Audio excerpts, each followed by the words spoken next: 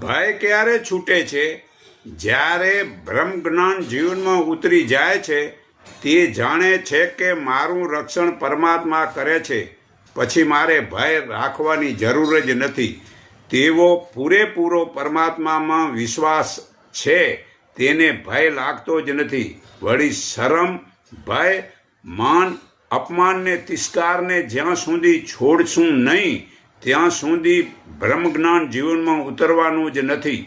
મૃત્યુનો ભય છે તો જીવતો છે છતાં મરેલો જ છે. જે દેહમાં દેહભાવ છોડી દે છે અને આત્માભાવમાં દ્રષ્ટિ રાખે છે, તે નિર્ભય બને છે. નિર્ભયતા એટલે હું બળવાન છું, હવે મને કોઈ મારી શકશે નહીં, તે સાચી નિર્ભયતા જ નથી.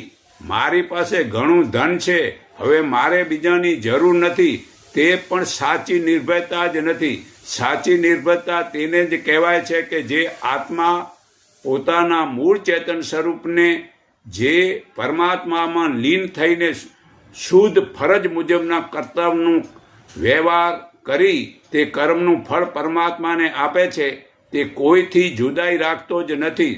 થોડીક પણ માયાની અસર જ નથી. દરેક કર્મનું અભિમાન કરતો જ નથી અને જાતિ ભેદભાવ રાખતો જ નથી. ઊંચ નીચ અભિમાન કરતો જ નથી અને દરેક વસ્તુનો ત્યાગ કરવો, તેનું જ નામ નિર્ભયતા કહેવાય છે. આ ગીતા અધ્યાય 9 શ્લોક 32. આગળ હું તમને પાછું પુરાવો સમજાવું છું.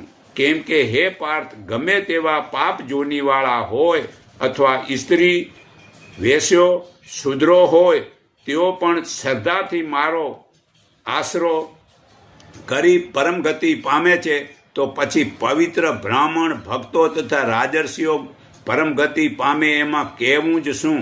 માટે ક્ષણભંગુર અને સુખ વગરના લોકને પામેલો તું મને ભજ.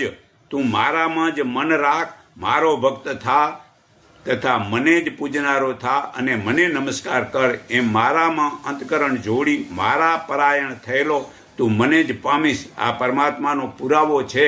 તો પરમાત્માને ભજો તો ભય છૂટે છે. બાકી તમે જડમૂર્તિ પૂછશો તો જડમૂર્તિ તો ભય તો વધવાનો હોય, કારણ કે એ જડમૂર્તિ કાલ ઉઠીને કોઈક હાથ ભાંગી જશે તો વળી બીજી લેવાના પૈસા ખર્ચવા પડશે.